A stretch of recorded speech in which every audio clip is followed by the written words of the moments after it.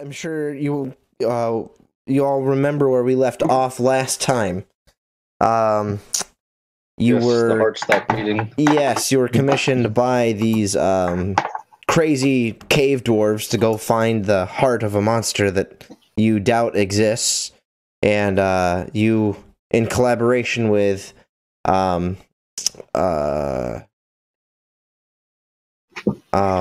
Figrak, you gave the illusion of this heart still beating, and yes, as they were about to stab it with this cold iron rod, the heart ceased to beat. And I pretty much did like Data in Star Trek Generations. Oh shit! And so that's where we pick up. And so yeah, it's kind of roll for initiative. No, not yet. So he's got this thing up over his head, and you're all standing there. It's dead quiet in the room. You can almost hear the heart beating, and then it stops.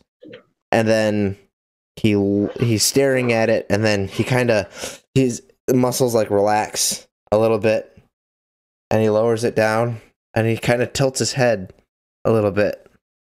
And then he looks up to you guys. And he tilts his head a little bit, and he says, This isn't the heart, is it? Where'd you get this? It went into cardiac arrest. Dane, quick! Let's see. Unfortunately, I do not have secret of lightning or electricity to where I could shock it back into life.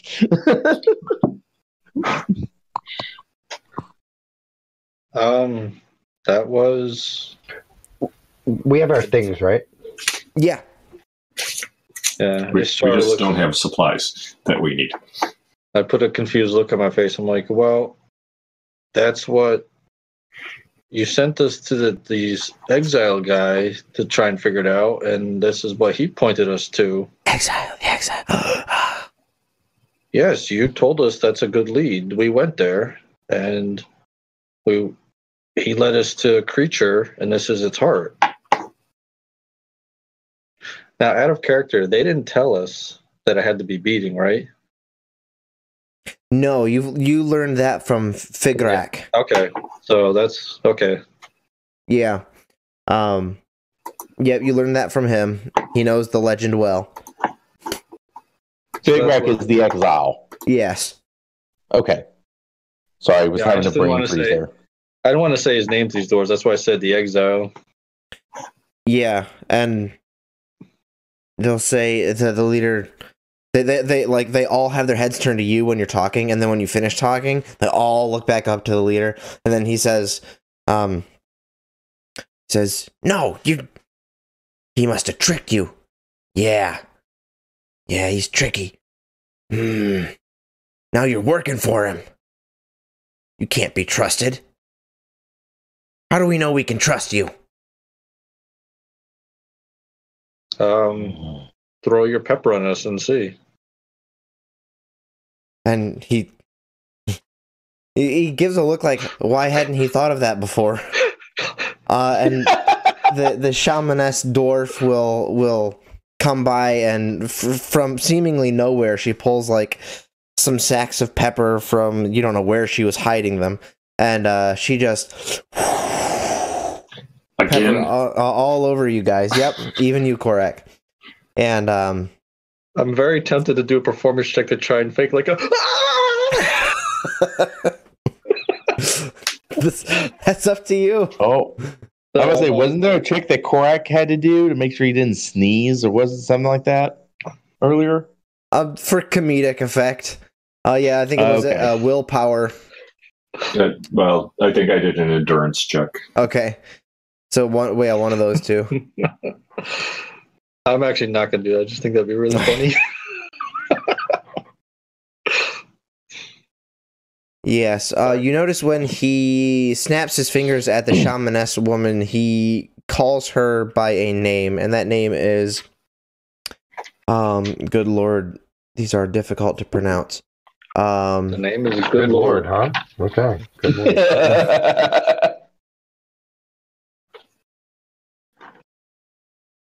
Ruzalen.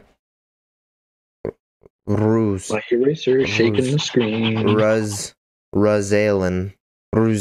I don't know if it's Ruz or Ruse. Ruzalen. That's her name. Ruzzaelin. Ruzalen. He kind of spurts it out quickly, and she does her pepper thing. And none of you have any reactions to it. And he says, And then he'll look to all of the other dwarves and he'll say, "Leave us!" And they'll all kind of reluctantly shuffle out of where you're at right now. And they'll close the door behind them. So I think I had you guys inside the big wooden building, the quote-unquote palace that they have there. They were doing a ceremony at, and so he kicks everybody out. And it's just you, the leader, Yaldric, and the shamaness, Ruzalen. I'll just call her Ruz for short. And, Yo, Ruz! Yeah. Yeah, and, he sits back and then he slumps down and he has this defeated, deflated look on him. And kind of shakes his head at you guys like a disappointed father. We had such high hopes.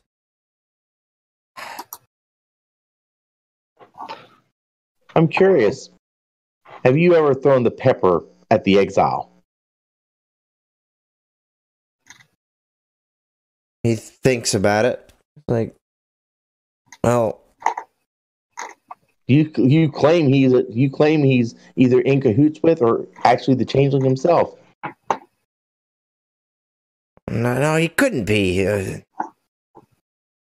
He's trying to stitch together the timeline back in his head because it was 10, 15 years ago that Begrak got exiled, and so he's trying to stay. He's like, I don't know. All I know is that when you came here, you are our last hope. We haven't seen anybody in I don't even know how long. Many lifetimes have passed in this cave, and we've not seen an outsider for many, many years. Then I suggest two courses of action. The first, you allow us to bring the exile here. He stamps his hand down on his throne and he says, "No." You and the shaman alone, with him and us, you blow the pepper on him. If he is a changeling, as you so No, he can't be. But what if he fooled us? You don't understand. He's not. He snaps at Ruz, and she gives him a mug of, you don't even know what the hell it is. Then the other course of action is what I had suggested before. We clear the pepper off the doorway. When it comes, we defeat it. As you can see, he said, no. We are the only ones. No, we're the only ones in this room. Our only line of defense. We're just a good line of defense is that pepper. And we're the only ones who are discussing this. So, if the changeling does come, then it's legit. If the changeling doesn't come, then we gotta find out who really is the changeling. He sits back again in contemplation, and he's just mulling these things over his head. And he'll look over to his shaman cohort, who just kind of shrugs at him. And he when was the last attack? Says best we can reckon. 2 or 3 years ago. Is that when the pepper was first put down? Was after that attack? No, we've been putting pepper down for as long as I can remember. No, that happened because one of our people messed up the pepper line. Going in and out. Sure enough. What happened? Well, 3 kids gone missing. But you said you mine the stuff here. Mm-hmm. Wouldn't that mean it's kind of in the air and this whole place is infused with it? Well, we'll just start no infused, but he's pretty much saying, like, isn't it in the air here? He says, no, we've got it's not here in these caves. We've got mining tunnels that go down. It's much deeper into the earth. Okay. You kept saying that we were your last hope. But this isn't really our problem. However, there's still an opportunity for us to help each other. Just think rationally, man. There are people that can help you where we're going. Send one of yours with us, with something to trade, just like you were looking for from us. Help us repair our ship so we can take him somewhere where he can get help for you. And now, was this place on any type of map that we had? You're in the Troll Claw Mountains right now. You're about 60 to 100 miles north of Nala. So about 2 to 3 hexes up above City of Crowns. Terrask, when you finish saying what you say, actually even before you finish what you say, you see him, as soon as he begins to toy with those thoughts in his mind, you see him shut all that off, and he gets mad. He says, no, you're here now, you'll help us. If you want our help, you'll help us now.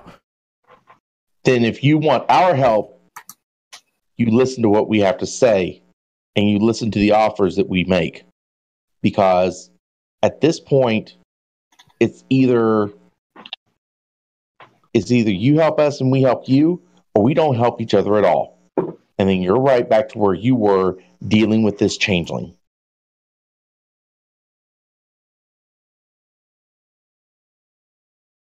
Allow us to clear the pepper. Let us station just inside the cave, and we'll wait for it. He will. He says he shifts his weight very uncomfortably. Says, I'll think about it. How did you keep that heart beating if it wasn't truly the changeling's heart? How did you go to such great lengths to trick us? Whoa, no such lengths. I killed and he'll make like air quotes with his fingers, the changeling myself.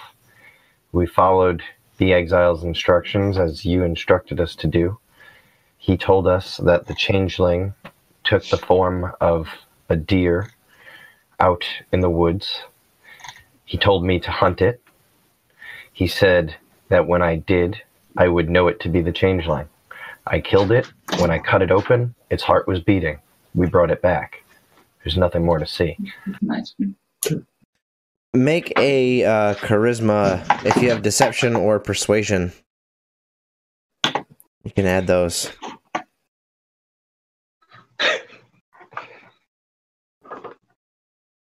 Throw in your luck dice if you need to. You're doing that good.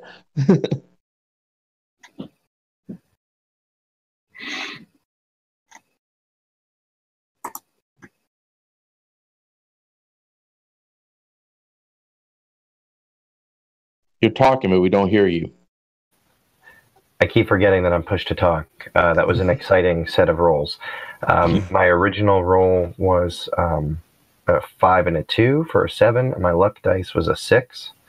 So that was a 13. And then my next luck dice roll was a 6. And then the next one was a 2. So it's 21. Keep that dice for Savage Worlds. Well, it's the dice roller in DCS. So he says,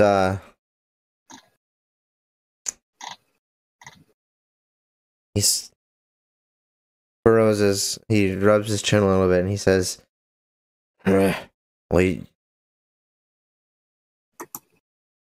so when you went to talk to Figurak, he didn't turn you away? He didn't... Why would he help you? I don't understand. We made him an offer he couldn't refuse. Well, and also, I don't think he likes you guys too much, but he didn't really know us, so... But he works for the Changeling. He's the bad guy. He was the only lead that we had. We used it, and it didn't work, so... Did you torture him to get more information out of him? No. Ugh. So, do I look like I'm a torturer? Was not in the job description. Cork just looks skyward. As he reminisces about the tea that you had there with him. And Terrask looks over to Korak and says, Yeah, we didn't say that. In getting into the torture business? I don't torture anyone. For long. Then Terrask looks at the dwarf. No, you're too busy. Says, You kill him too quickly to torture him.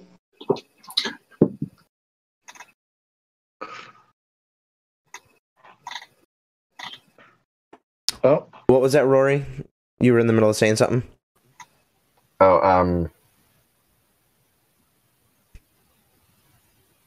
I don't remember. Lost it. Sorry about that. So, he looks just exasperated at this point, and he says, well, before we go doing any of your crazy plans, like taking away the pepper, go back to Figurak and make him tell you where the changeling's at. Tell him his plan didn't work. Whatever this thing you brought back was. I don't know why that heart was still beating. we were planning on seeing him again anyway. We're not too happy. Believe it or not, we're not too happy with how this turned out either.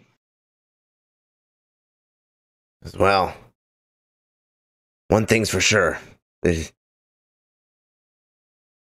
Well, two things are for sure. One, things are confusing, and two, Figurak's bad. So get out of here and go get him. And he snaps to Ruz to give him his ale again. Tell me, Chief, before we go, is it that cutting intellect that earned you the role as chief? How does one become the chief of your dwarves?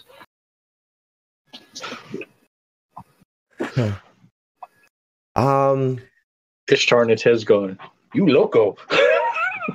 Yeah, he leans forward and he says, "Don't you be asking questions you got no right asking."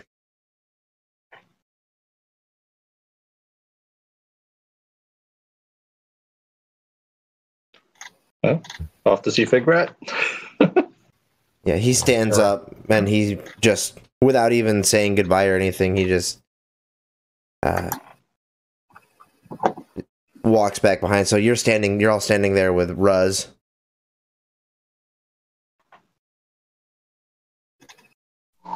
You can see her legs, and they're like really furry. So I look to Ruz that says, what's your take on all this? She points towards the exit. Terrask smirks and takes his hands off the table and walks out the exit. The star just says, well played. Cork will follow. And I'm going to bring up the rear, and I'm just going to kind of keep an eye on her. Wait to see if she clears off.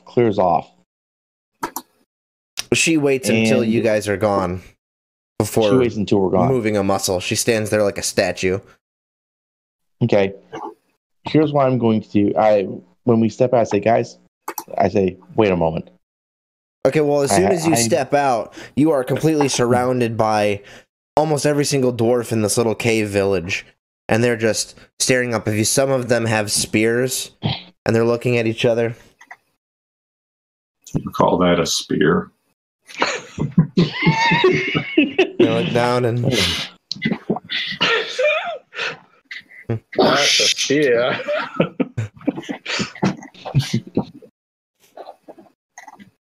All right, Dane, what were you going to say? I'm going to totally change my scope now since we're now surrounded by all these dwarves. Yeah, as soon as you walk out of that door, they're all there. There's some, actually, when you push open the door, are pushed back because their ears were apparently up against the door trying to listen to what was going on. I didn't realize there was a door at the...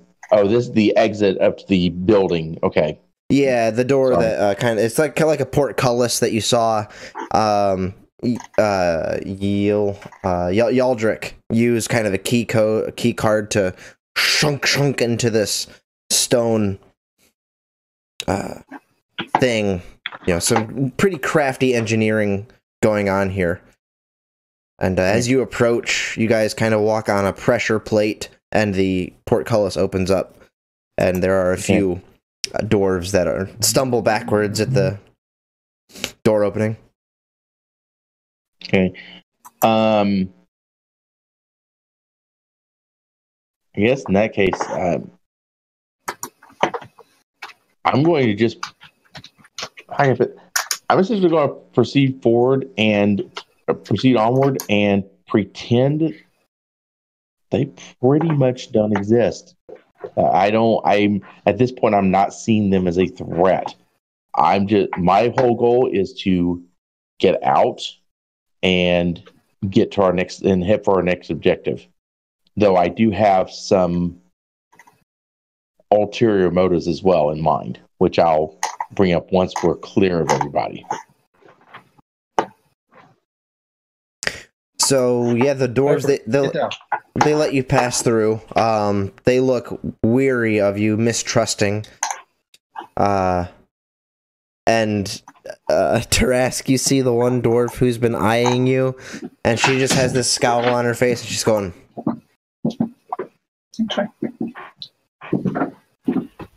Terrask is out in front, and he's kind of walking briskly, and he glances over and sees that, and just.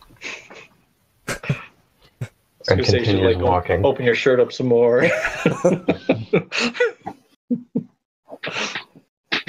So, just for sake of understanding the scope and scale of this location of where we are, how far is it to get from the throng, for lack of a better term, all these dwarves, to that exit where the pepper is located? How far away is it? I have a map that I drew up very quickly.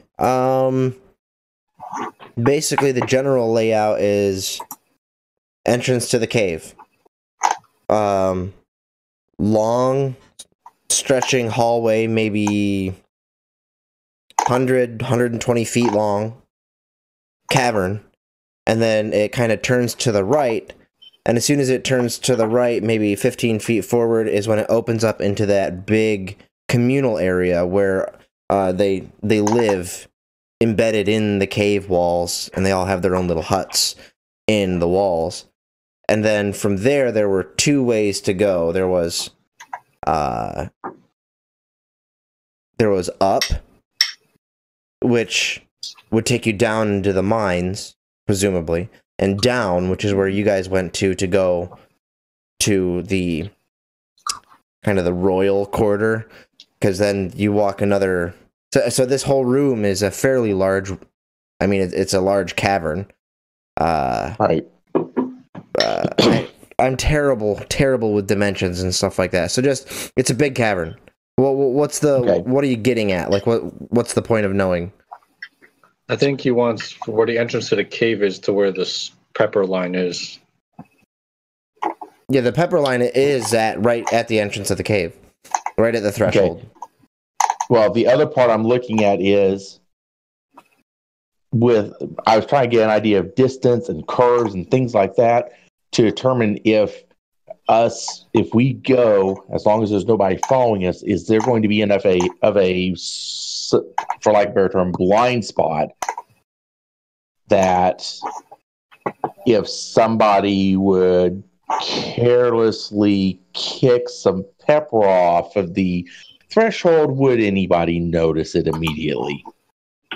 There are guards posted there for that purpose. Now, yeah, and you may have heard, or you might presume that maybe they've been posted there since that one incident where the pepper got messed up and then kids went missing. Okay.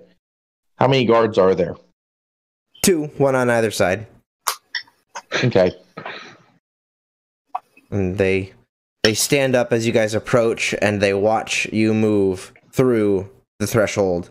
And if the pepper does get messed up anytime, then they are there to fix it and make sure it's okay. Okay. So one of those guards is the rock cup guy, right? No, he might have rotated in through since you were gone, but okay. You don't notice him here standing guard right now. Okay. You might assume he's out on the watchtower.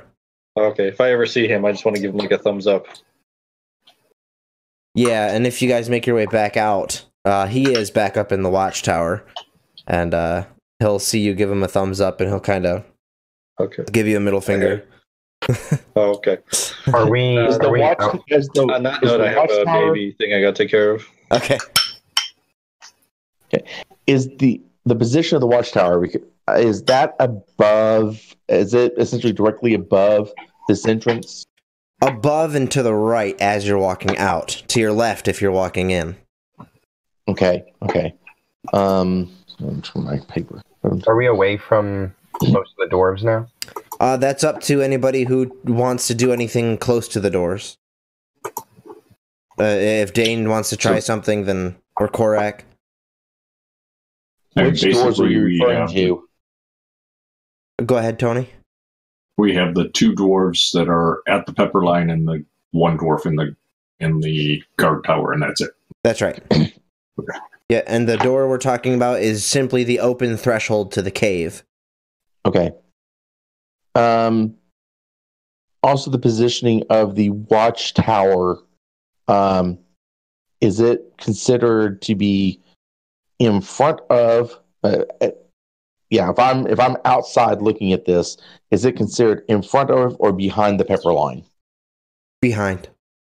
It's behind. Okay. Sitting more atop the entrance to the cave and to the right if you're walking out. Almost looking like a chimney to a hut, as it were. Okay.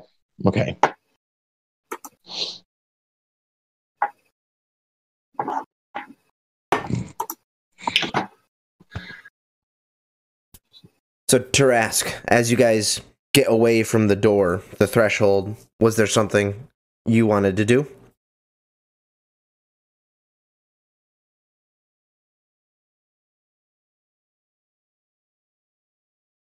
Womp. Terrask, Sorry.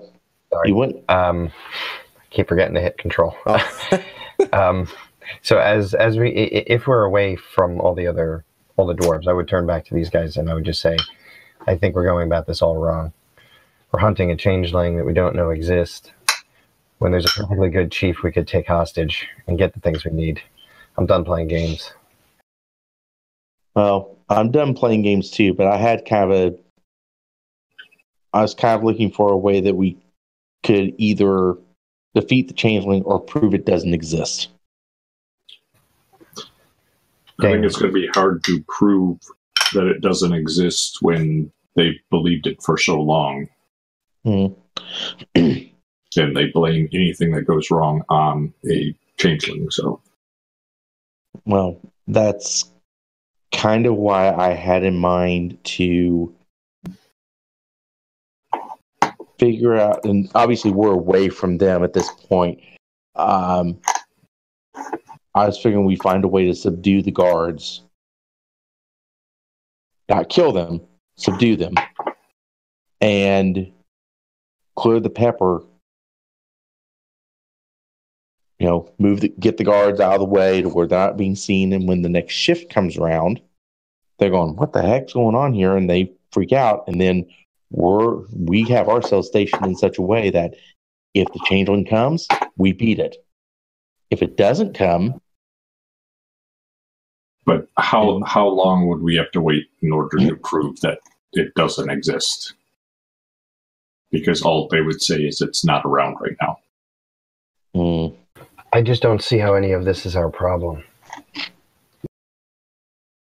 So you're suggesting that we take the chief hostage and use him as a bargaining chip. They're terrified to go outside. Next time we get close to the chief, we grab them. Nobody will dare strike at us when we hold their chief. We'll drag them outside, kick the pepper line, tell them we're not going to let them go, and not going to let them fix the pepper line unless they give us the parts we need. I'm not a fan of the idea. I'm wondering if there's a way we could use. I want to say the exiles just because I can't remember his name. If there's any way we can use the exile to our advantage for this. Now, I'm assuming you guys are walking towards his place as you're having this conversation, right? Oh yes, yes. Okay, Terrask, was that your intent as well? Yeah, I assumed. I mean, okay. Either way, we're going out into the wilds, and I don't really think we're hunting a changeling at all, so I don't really care where we're going. It makes no difference. All right, now, if I remember correctly, you guys do have your mounts. They've been well taken care of, if ever. No, actually, you've been riding them to and fro and tying them up outside when, or maybe just inside. We've assumed that the mounts are taken care of. You've got them with you now. You're all on, well, except for Ishtar. Ishtar would be riding with one of you. Ishtar, who do you want to ride horseback with? What was that? Who do you want to ride horseback with? Well, isn't he connected to Korak more than anyone? Whoever I went originally with, I guess, yeah. Well, you went in the cart before. You can ride on Bloodfire. If that's... Okay, that works. That was offered. So maybe you'll sit backwards and strum some tunes. They were just having a conversation about taking the leader of the dwarves hostage and forcing them to fix your ship. That's not bad as like a last-ditch call, yeah. So is that what we're doing now? No, you guys are currently on your way up to the exile's house, his shack, his shanty. All right. And, I mean, yeah, if we can't figure pretty much anything out, then yeah, hell with it. Take the tools. The suggestion I had that you missed out was figure out a way to subdue the guards, not kill them, but subdue them, get them off, somewhere unconscious and to the side, clear the pepper line, and lay in wait. We're not really a good subdue type party.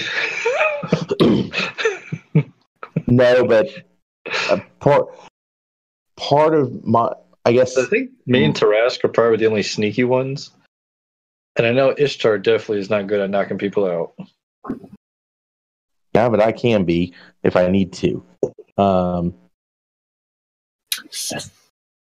there's 3 guards technically that we need that we'd have to deal with. There's the one in the watchtower, and there's one on either side of the pepper line. Well, if we're on our way to the exile, would you rather? Yeah. Then why don't we take care of that and see what the outcome of that is? Yeah, because I'm not opposed to doing this, but I see it more as like last-ditch effort type thing. Right.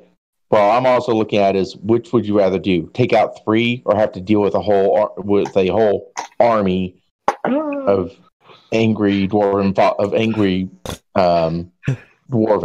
that are committed to their leader. And as like Dave explains that, would it be that bad to wipe these guys off the map?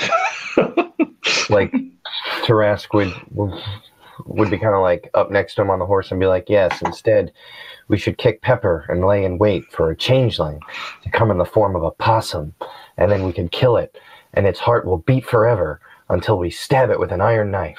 That's what we should do. Should go back and accuse the king of being the changeling. Blow pepper at him. Oh, we should just blow pepper at everybody in the room. I'm about to say, don't we have a supply of pepper still? Yes. Yes, you do. You have a small sack of it. We should use Probably salt. not enough to throw at him. Probably not enough to throw at everybody in the entire throng of people there, though. We should throw salt at everyone. As your conversation continues on, and you're talking about who to betray, who to kill, and where to lie in wait, and all of these sorts of things, you come up to the Make an alignment check. right. You come up to the shack, and you notice the door's closed as it was before.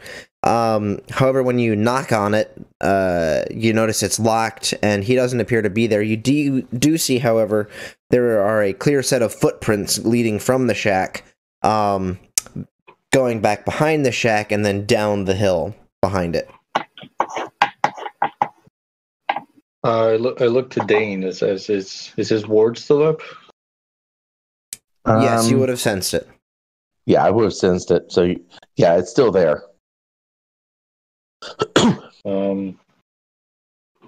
Let's follow the tracks. Yeah. Okay, so you follow the tracks down the way a little bit. As you make your way down into the... And this isn't necessarily out of the norm. You figure he has to go hunt and get food or do something other than sit in his home and read. And so you follow his tracks down the hill. And the further down you go, the more the snow, this thick, powdery, heavy snow starts to turn into... or I should say, this thick... fluffy snow starts to turn into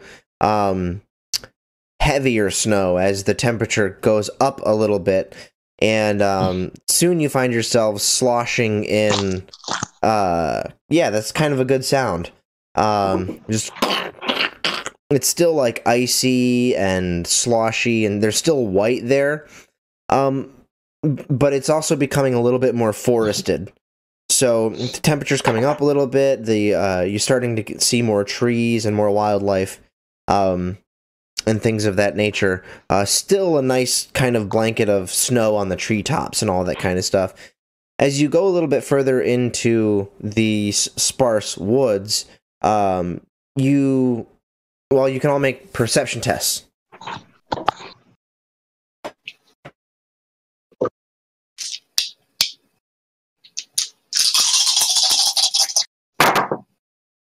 Intuition? Yep. 23. 22. Nice.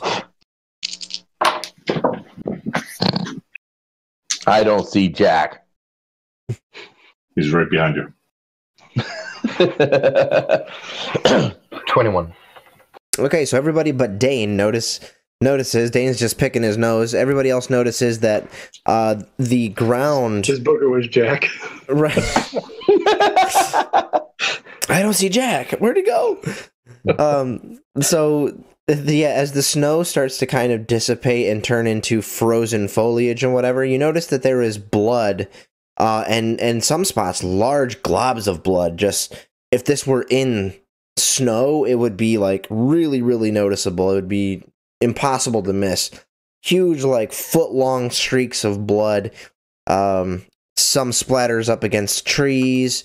And so on and so forth, and then you see like a random animal appendage, like a rabbit foot, torn from a rabbit, presumably, here and there, and yeah. So that's what you see as you continue on further down this path. Do we notice the footprints changing at any point from human to something else? At this point, you would need to be making a tracking check. I got that. So that's an intuition roll, intuition tracking. because the footprints were very noticeable in the snow before, but now, as they go into the wet mud and everything, they're much more difficult to see. Greatest. Sounded like you rolled like 7. It sounded like you rolled 7 dice there. No, only 5. So you got a 17? Yeah. That's good enough to follow the tracks. It's not good enough to be able to tell whether or not, like, somehow the shape or size of the footprint itself has changed. At this point, though, you're able to track along this, what quickly turns into the path of carnage, essentially, and it gets kind of stranger and darker as it goes on. You begin to get further into the woods, and you see a dripping bloody rib cage tacked up onto a tree, held there with a couple of sticks, kind of set up on. It's clearly been set up, and it's sitting there, and it's just dripping blood. And then you go a little bit further, and you see an entire deer with its head separated off on another, like, 5 feet away, and its body is still twitching. I was actually going to ask Terrask, as we're walking, I looked at him and was like, is this a typical, like, hunting setup or, like, hunters thing? Does it look like that, or does it look like something different? It looks like, to you... It sure doesn't know. Yeah, to you, it looks like some kind of predator came through here and has wanton destruction. Basically, it almost looks, I don't know, satanic wouldn't be a thing, but there's no reason why they would need to, like, drain a rib cage or just leave wasted animals lying about and bits and pieces or whatever. First of all, it's a complete waste, and second of all, there's just no rhyme or reason to it. It looks like something is killing these things for fun. Okay, so the pieces aren't scraps; they're like actual. Okay, oh yeah, I'd say so it's more like butchery than anything. But... Yep. Yeah. No, this isn't a hunter. Well, perhaps something hunted this, but no. So we may have been wrong about Figrek. I suggest we all get armed now. As soon as you say, I think we're all wrong about Figrek, he's there. He's standing there, like he steps out from, like, the side of you guys, and he says, "Oh, hello. What are you all doing out here?" Following footprints. Well, yeah, my footprints. Yes. Were you looking for What me? are you doing out here? He says, isn't it obvious? Getting food, getting supplies. Well, sure, you see him kind of, like, look around at the bloody carnage. Well, He says, "Oh, you have the parts? Are we able to fix your ship?" yeah, about that. Whatever you did to that heart, yeah, it didn't work. It didn't last. His eye twitches a little bit. He's like, "What do you mean it didn't last?"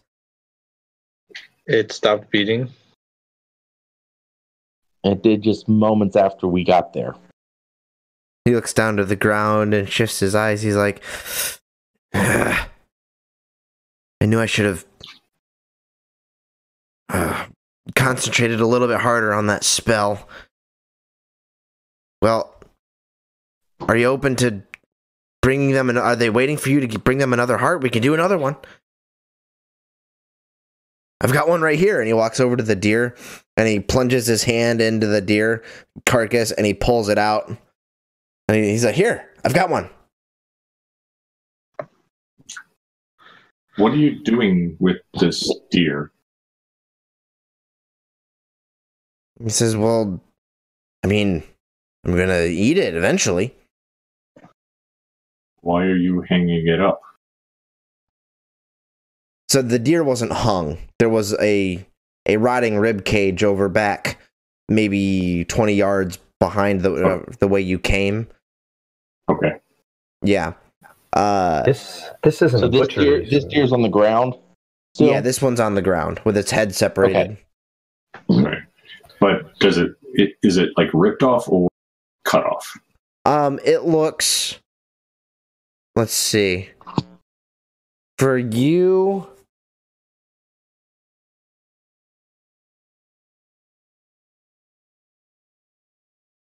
Maybe it's a perception check. Yeah, intuition perception check to take a look at that. I whisper to Terrask while he's checking this. Do you 17. still have the pepper? Terrask is going to look at him and kind of like his eyes are going to be like, they can't be any further back in his head. Like, pepper? And he's just going to reach in and pull the pepper out that he was holding and just hands it to him and says, go to town, it makes a great soup. And Korak, as you look at the deer, it looks like it was indeed ripped off, brute force. There are pieces of fur that aren't even. There's like a trail of neck entrails that follow with the head. That if it had been cut cleanly, that would have been severed at a different point. Okay.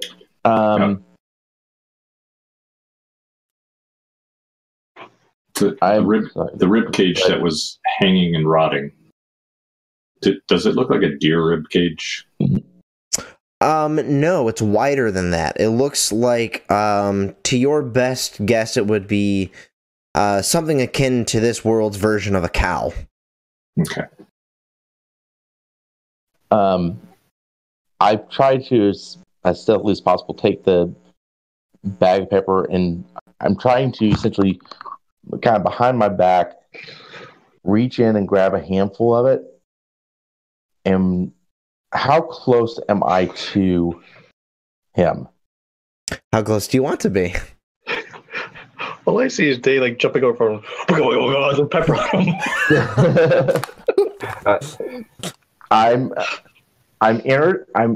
I'm entertaining a hypothesis. Yeah, Terrask can see you thinking, and he's just going to put his hand on your shoulder for a second. He handed you the pepper, and he kind of looks at you like, whatever you're going to do, fine. Hold on 1 second. And he just looks up and goes, I've been hunting and killing deers, everything else that lives in the woods, for almost a century now. This is messy. You either don't know how to survive, or you have no plans on eating this. What exactly are you doing with this? You notice this, he's got more of a feral look about him when you see him in this light and blood on his hands and everything, and his eyes look a little wider. You know how things look when they're feral. And you can see Dane, he looks like he's looking at all of you. Like any motions that anybody takes, he sees everything you guys are doing, and he's like, well, it's just, I have no other, you're a trained hunter.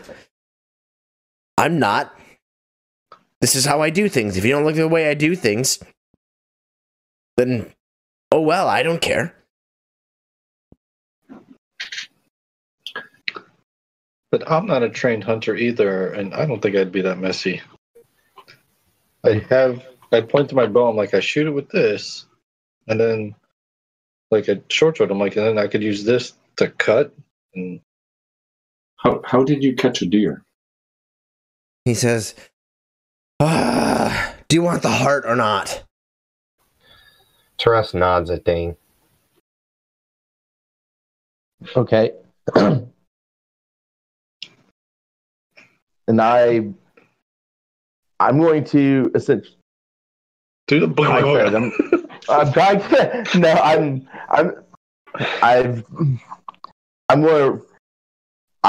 This is a surprise round, so I'm going to run up and throw the pepper into his face. Okay, you need to roll to get to the surprise round. First of all, so okay, see if you can get the jump on him. Give Okay. me just a second here. That's just going to be an initiative roll, I think. I've not done Okay. ambush rounds very often, so they're a bit of a... And just a heads up, guys, you're within 30. If you're within 30 feet of me, remember to add 1d6 to your initiative roll.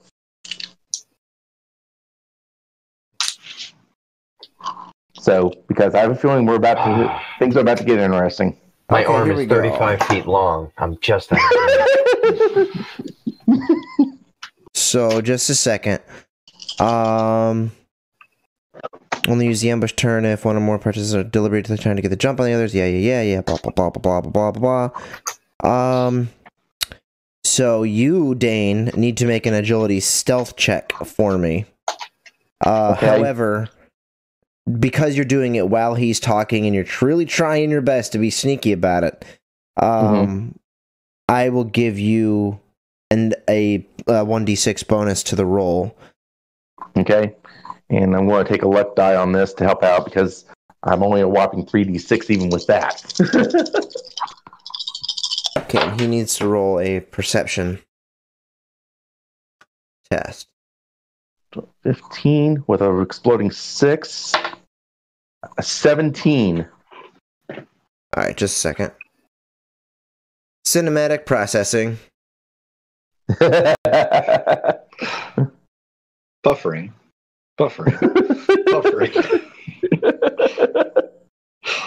Yeah, a little weird. Actually, from my perspective, that's what it's doing because of everybody, you three, Craig, Terrask, Isteran, you guys are moving. Him, he's completely frozen on my Discord. Yeah. So yeah, anyways, Nate, you're completely frozen. what did you roll for that stealth? It's 17. Okay, he does not take his eyes off of you, and he sees you coming a mile away. And Yeah. so go ahead and make your a ranged attack with this. It's just going to be your agility or intuition, whichever's higher for you. Okay, And intuition's high. Actually, they're the same. this since he saw you coming, he backs out of the way, and this has a very short range increment. Right. I'm talking like 2 feet of a normal range, 4 feet is long range, and then 6 feet is like max range. So he gets out of the about 4 feet away. So detract 1d6 from your ranged attack roll here. Oh my god. Here goes another luck die. I figured I was going to need to use it anyway. Oh, yeah, 3. Okay. My agility's only a 6, so it's only 2d6, so I was already screwed there. It is kind of an area of an effect attack. So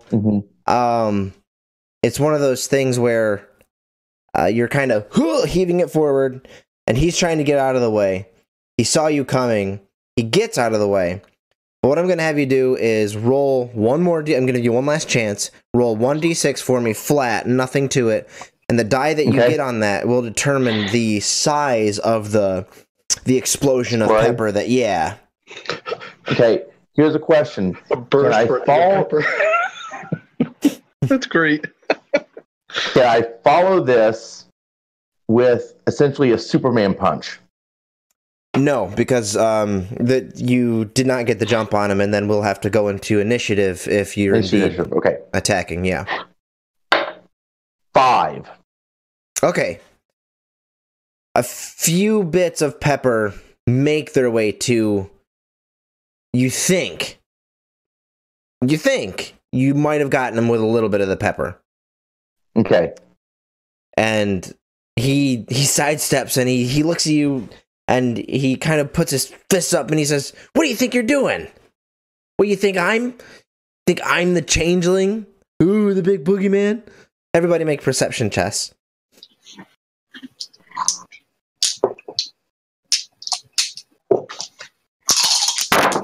20. 13. Yeah. 7. 1 and 2, 23. Terrask and Ishtar.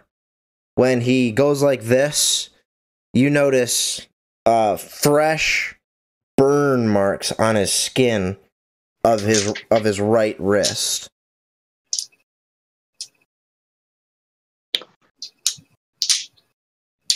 That might have been. Okay, you say this out loud, but I'm like, see where the pepper is. Sorry, if you see me do this, that's in LARPing. That's the out of character symbol, and I always do that now for edit character.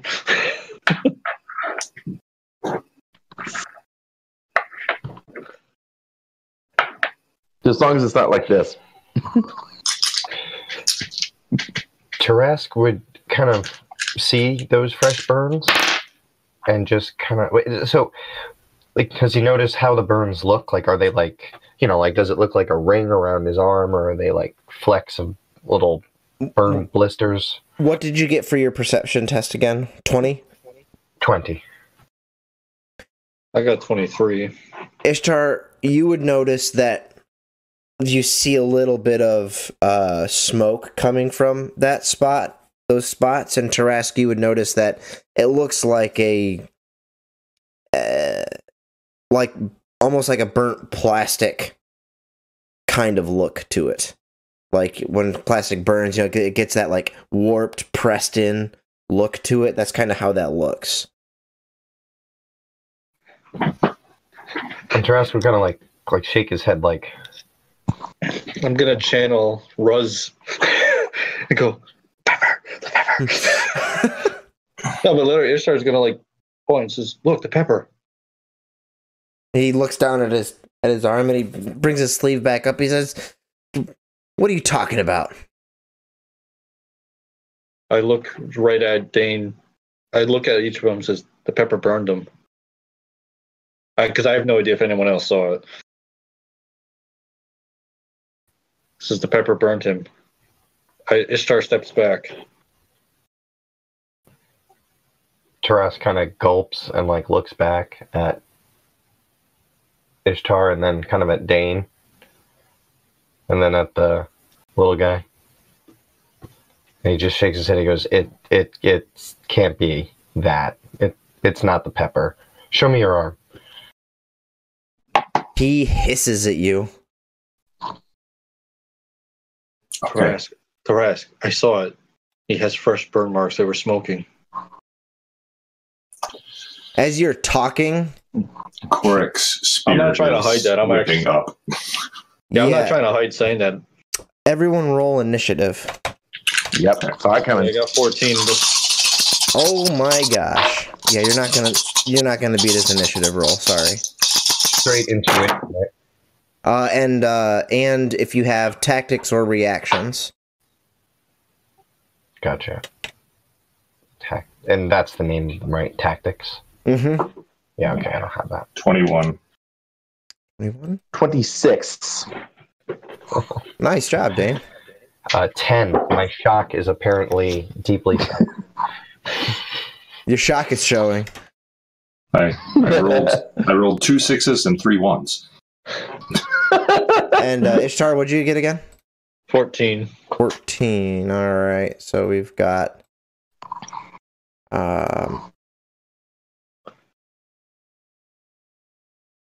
so first up is Wait, I'm sorry. That doesn't get the D6 bonus from Dane, does it? Only if you're within 30 feet of me. So it does. I mean, I should. Yeah, so it should. I'm sorry, then I Yeah. didn't add that. Everybody should have added that. Wow. Okay. Now I'm at 19. 16 total for me. Okay, that actually doesn't change anything. but it might have for Korak actually. Korak, you I'm rolled it, 21. right? Yeah. So, Terrask, you're at what now? 16. 16. Okay. There we go. Okay, cool. So, yeah, as this is all going down and everything, you see his eyes just turn white, and the thick dwarven skin that you saw before melts away, and he turns into what I can only describe as, if you're familiar with what an old school white looks like, they kind of look like but minus the clothes, right? This thing is like almost, it's this pale white. It seems like it almost might be see-through, but its forearms are kind of elongated, and its hands are long.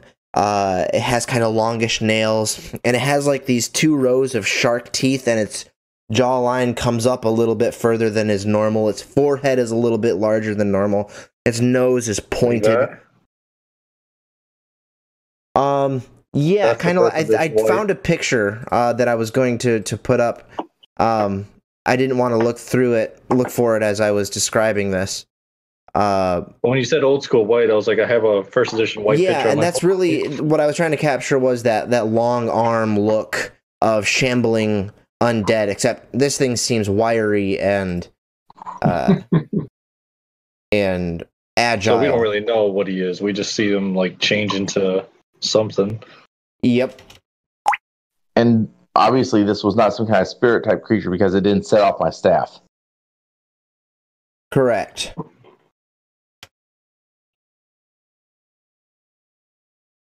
Okay, yeah, I can't find the picture. I don't know if I actually uploaded it to here or not. I thought I did.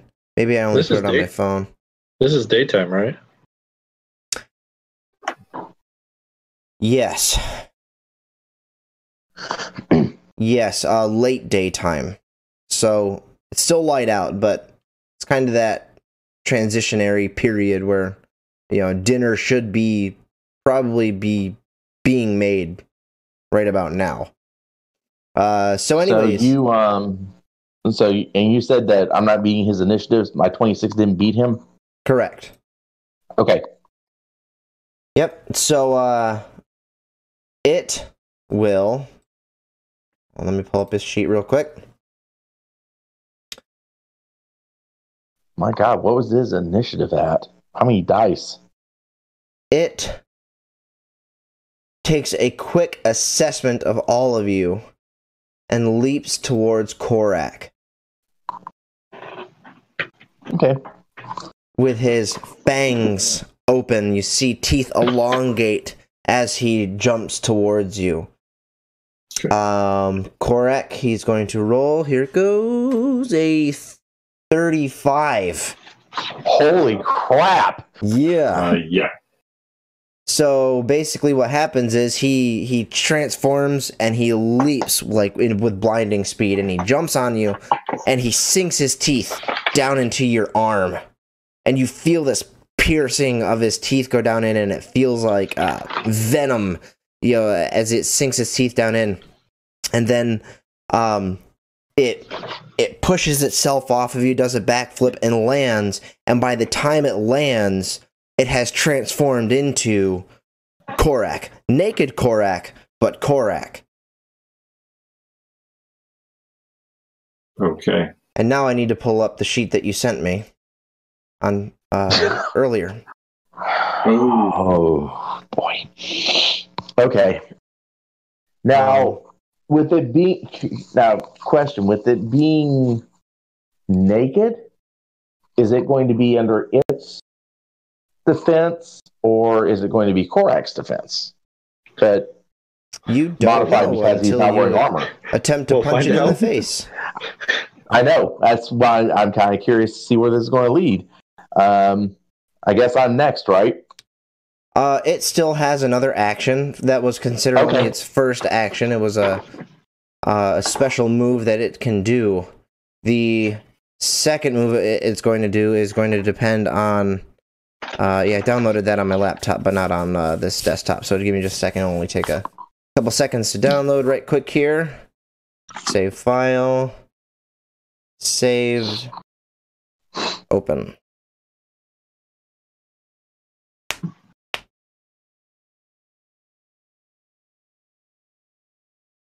So it will turn to... also, Korak, I need you to make that you feel that venom coursing through your veins, I need you to make an endurance roll.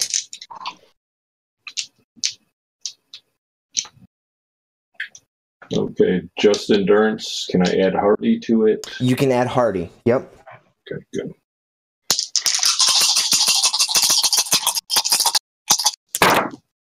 Oh, yes, that's good.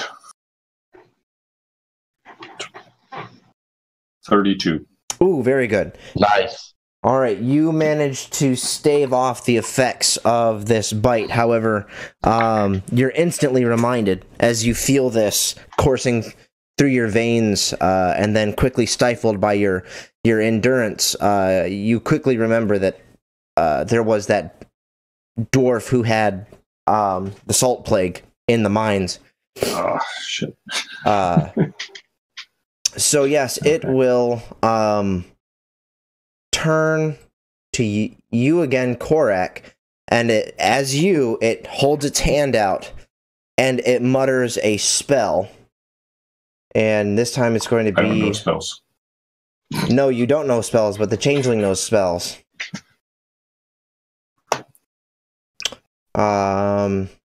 It's magical. Can I make a check to determine what the spell is? Yes, you may. Okay, so that'd be just a magic check, right? Yeah, if it hits, then it'll be quite obvious. Okay. It gets a really 24 on its magic attack roll. Oh, wow. So does that hit your mental defense? Oh, hell yeah. That's my worst. Okay. Didn't double it, but...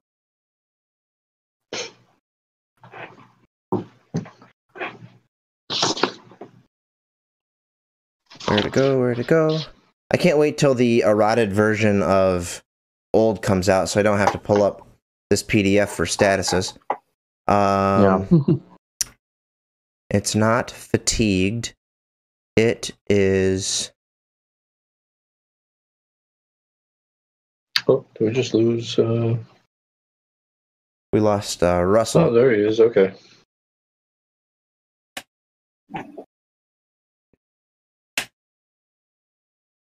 Didn't write down which status track it was going to be. I know what the spell is called. Yeah, and I rolled an 8 on that magic check, so I probably don't know where it is. Korak falls asleep.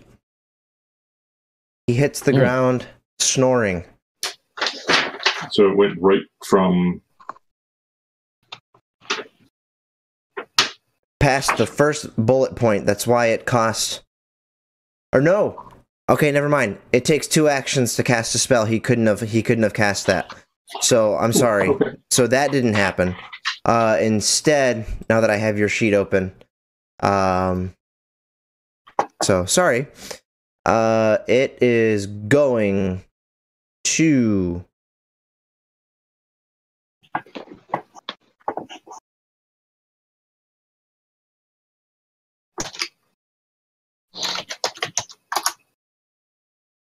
reach for your spear. Ooh.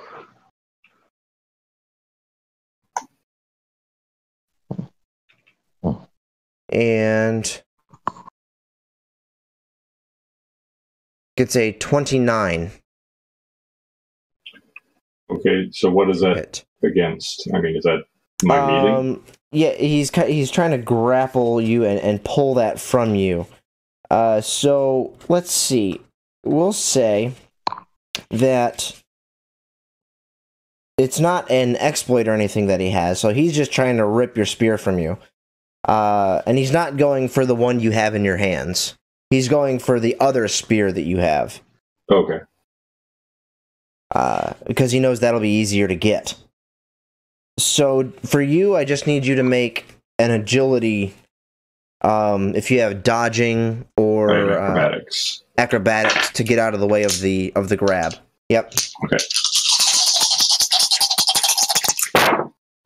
And I rolled You got to be kidding me. 6 dice, 4 of them are 1s. 1 is a 2. Ooh. So I rolled an 11.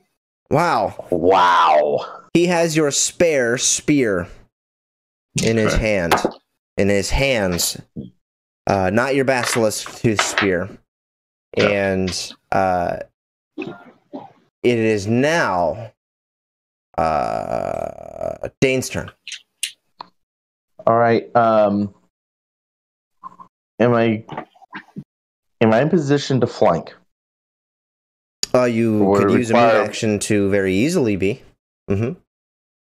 Okay. Basically move 1 square behind him, and then you have another action after that. Okay, so I only get 1 attack if I do that, but the fact that it would make it 8d8 to attack him, I will take that. Because is it plus 2d6 to flank? 1. It's 1. Oh, well, still. It'll be 7d6 to attack him. Because I'm not using my staff for this one. I do more damage on arms than I do with my staff anyway. And then I roll that kind of crap. Oh no, we're all rolling crappy. Oh no, I rolled an 18, but it wasn't 3 6s. Well, it was 3 6s, just 3 6s over 7 dice. So you got an I think 18 that's- total? But 3 Yeah. 6s is still. Is that not? Does that not do anything? You didn't. Not when one of the 6s is a 3-2-1 and the other 6 is a 4-1-1. Oh, so not 3 6s. Okay. So you did not roll 3 6s. Well, technically I did, but In a manner of speaking. Yes, Yeah. your uppercut or swing goes just wide of his head or side. He's able to shift himself just out of the way of that blow. Then next up would be Korak. Okay. So, that didn't. I hate to ask this because I don't really want to do it, but did that attack do any damage to me other than the poison? No. Oh, Not okay. nothing that your orc skin. It would have been like a D4. I mean, really, the bite was. Right. Its purpose wasn't to damage. Okay.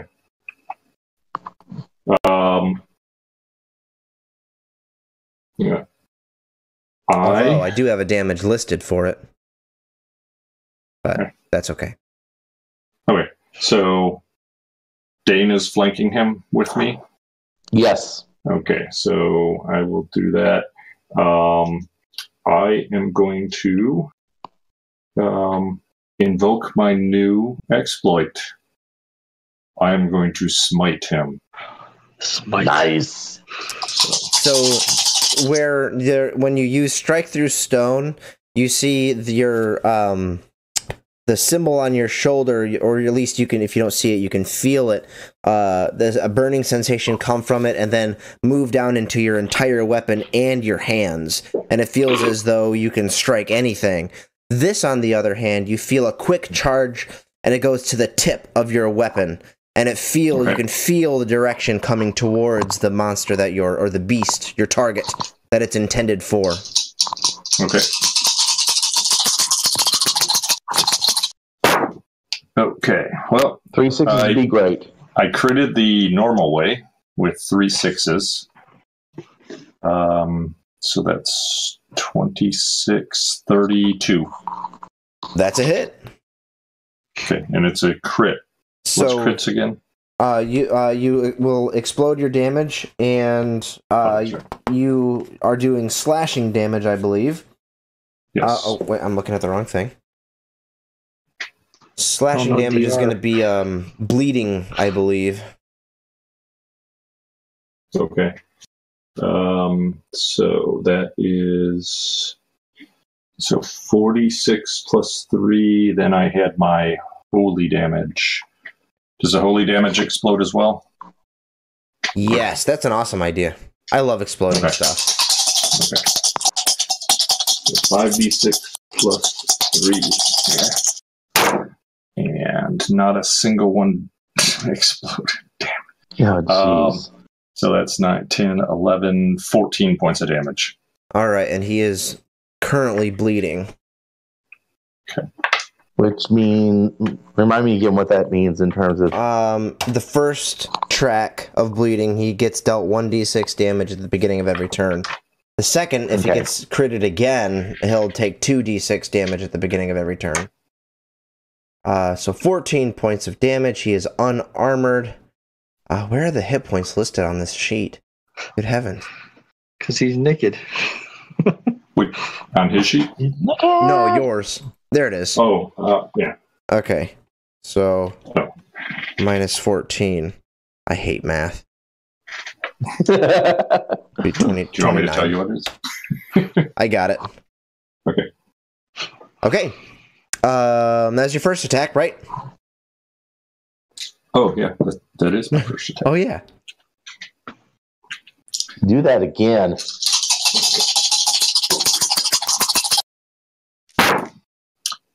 I critted again. Yeah! That's 20. That's 30. Yep. Okay. Now, this damage will explode, but there's no smite added to it. Yep. Okay.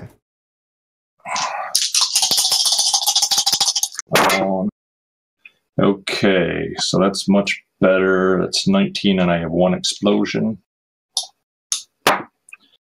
Another explosion, so that's 25. No, Tony. First round kill. 28. So he has 1 hit point left. He does have one Korak hit point. Oh no, because I got my +3. Oh! Okay. So that's 31. You kill him! All right, so before your very eyes, he gets cut down.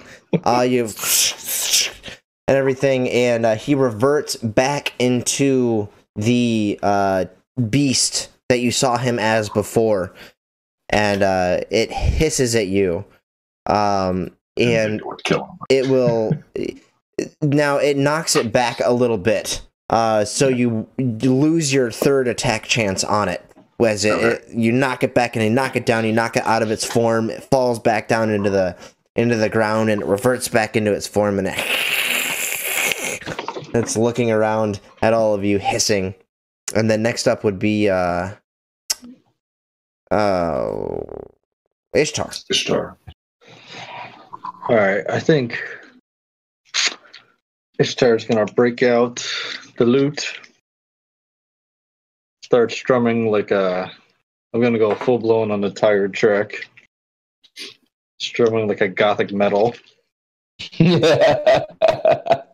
So I get flagging right away, but I want to get exhausted. Well, you need to get his mental defense first. Yes. Use a luck die.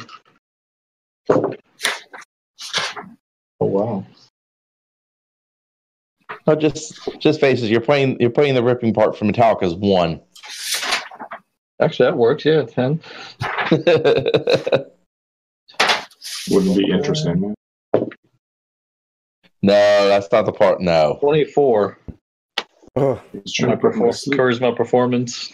So your singing, your song playing washes over him, and you feel it repulsed and rejected as it goes towards him. You feel that this creature must have a very strong willpower or mental defense, as it were.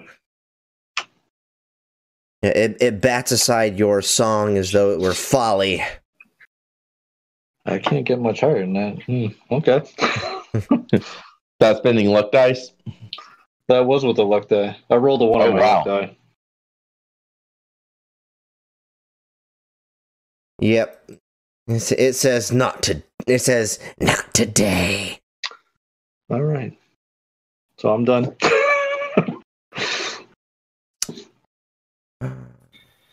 Terrask. After seeing the vicious launch at Korak, Terrask is like just still a little bit in shock, and he's going to be pulling off his bow and putting some distance between him and the changeling. He walked in here, so he's pretty aware of his surroundings. I guess this is a relatively forested area? Yep. All right, so I'm not going to put too much distance because I don't want too many trees between me and him. So basically, I'm just going to put myself up against like the farthest tree that I can do while keeping an eye on him. Mm-hmm. I'm just going to kind of like, not taking cover or anything, just kind of like bracing myself against it. I'm going to use my dead shot and just auto hit on the beast. Okay. So that's regular weapon damage. So that's going to be 10 points of damage. Okay. Thank you for that. So, your arrow pierces its shoulder, and then before you get your second shot off, you see it begins to glow really brightly, and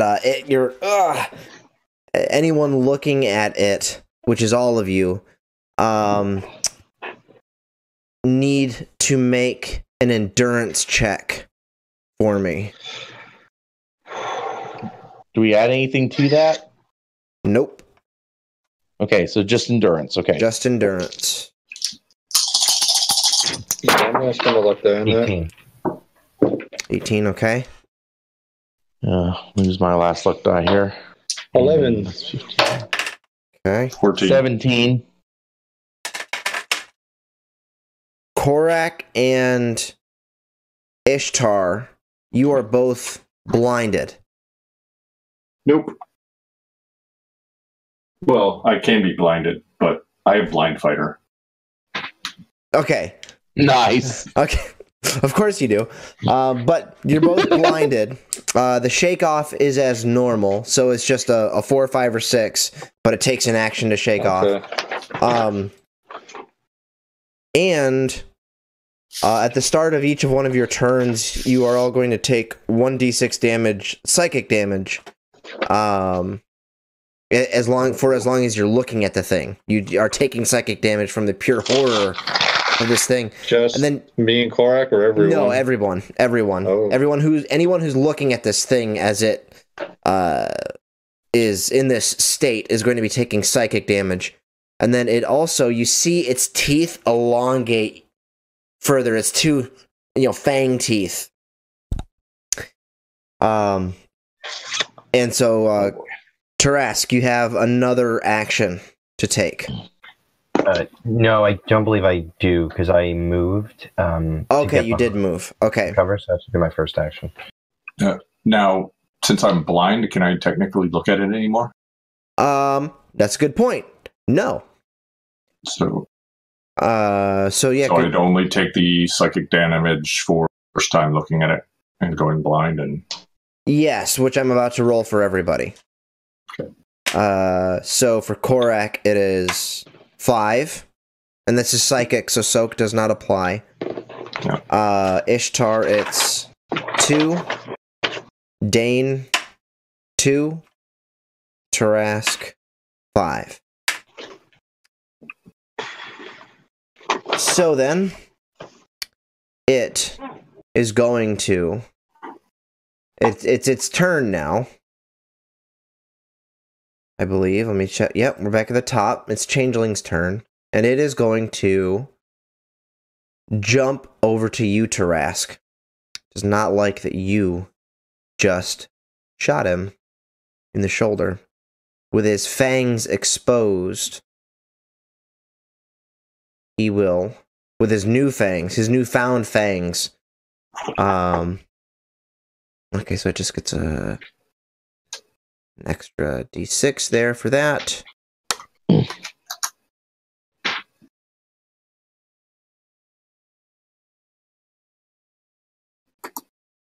It does not crit, but it gets a 33 on its melee attack roll.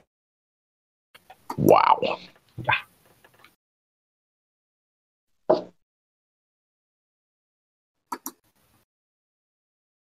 Okay, so the damage it does will be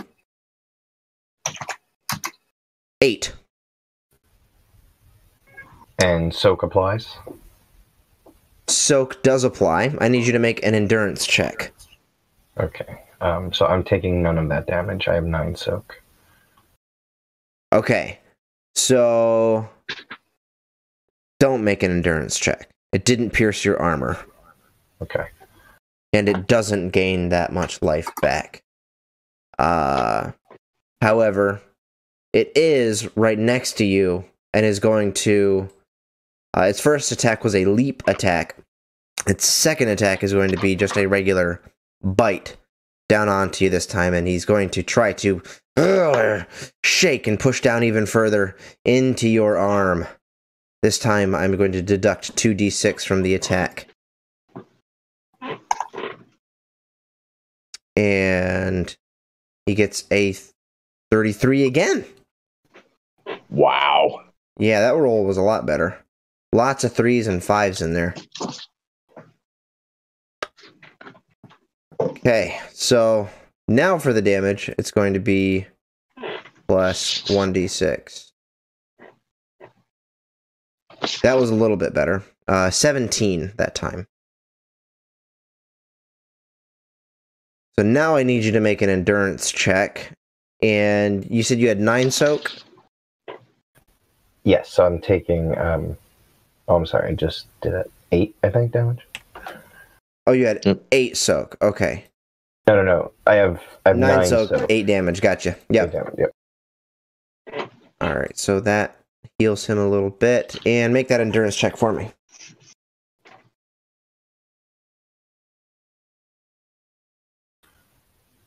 $16. Okay.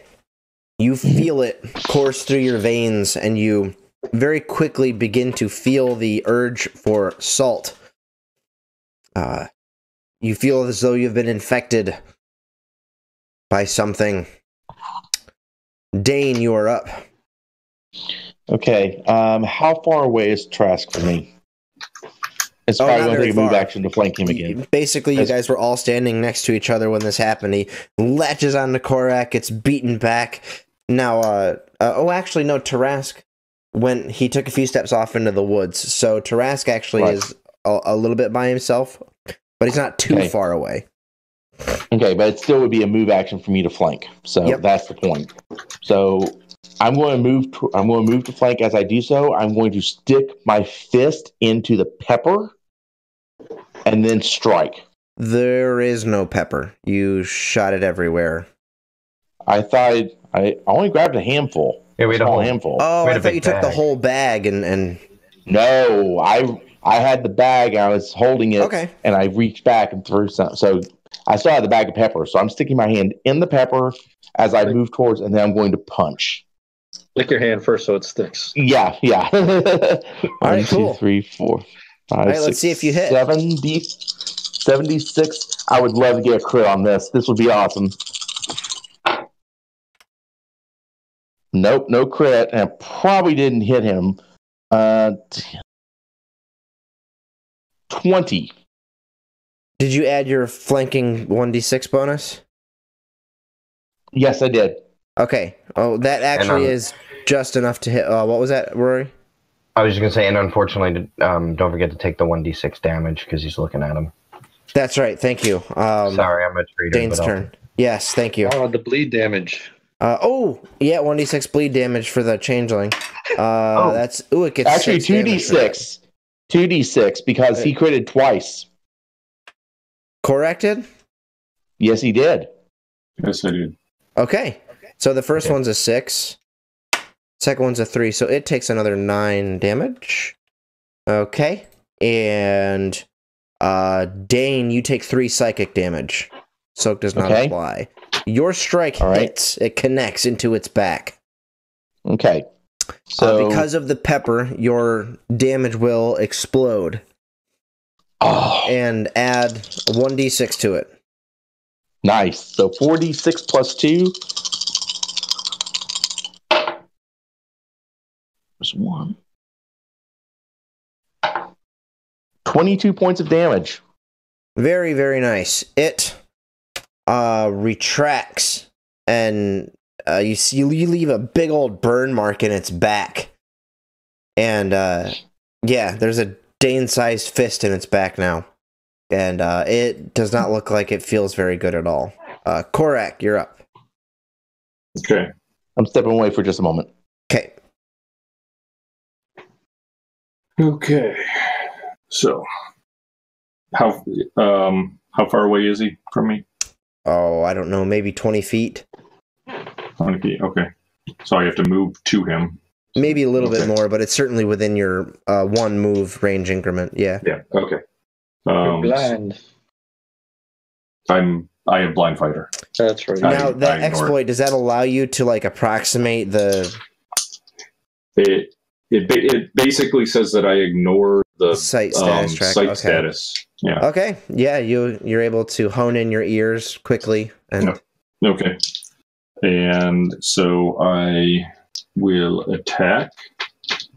And I think I am going to use my strike through stone. So it will. Well, he doesn't have soak, correct? Because he's naked. he has a natural soak of 5. Oh, okay. Yep. Okay. Well, I'll ignore it. So cut through stone.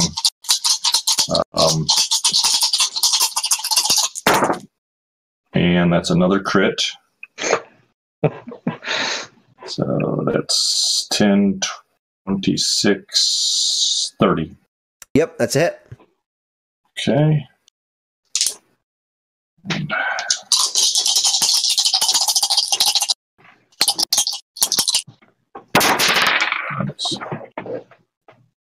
Okay, so I got 2 6s plus 5, so that's 17.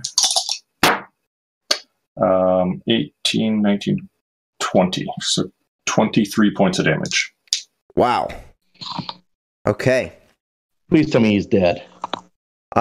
No, but he And that ignored soak.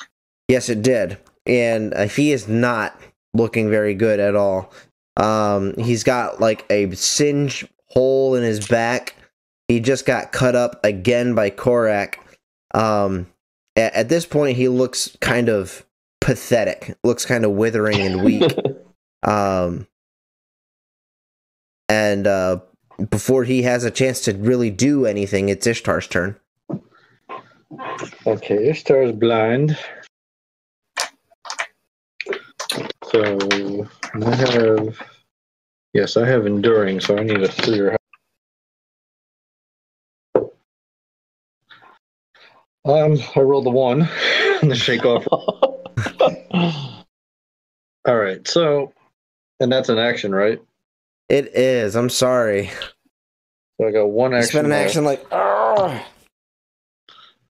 Well, I can still play a song. Do you have any songs that'll boost us? Yes, I start playing his take on like a White Snake. Yeah, Nickelback. No, not Nickelback. Not Nickelback. It gives a +4 to mental defense. Okay. Nice. Now, question on that. My mental defense is currently at 25, so I will be at whatever the max out is, right? Or does it go above and beyond? No, it'll cap at the max out. Yeah, it's Okay, capped by. okay.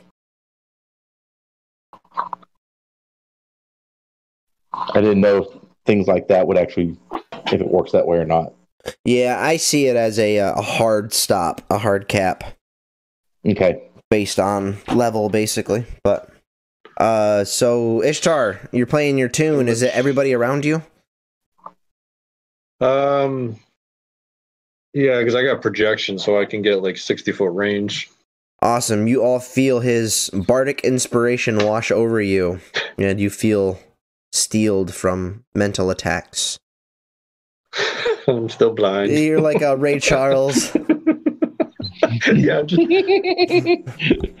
Ray Charles on loot. Exactly. Terrask, you're up. singing White Snake. All right. Give me that D6 mental damage. Gladly. It's a 3. Okay, and Terrask, having just been bitten by this guy, kind of lets his bow kind of drop out of his arm, feeling like he's too close and he can't pull the string back anyway this way. But he grabs with his good arm still his gladius and pulls it out. And I'm considered in the same square, right? Yeah, you guys are adjacent. Okay. And you're getting flank. Why is he? No, he's not getting flank. You are. Oh, okay. Yeah, I'm right in front of him. Okay. Yeah, they're engaged. Okay, because this has close quarters, so I get 1d6 to attacks. Yeah. So yep, close quarters. I don't often roll melee attacks, so I'm still rolling my agility because it's a gladius, which is still considered a short sword, I believe. Yeah, it's the equivalent of finesse. Yep. Right, exactly. So I can roll. Yeah, you roll agility or strength, but everyone's higher for you.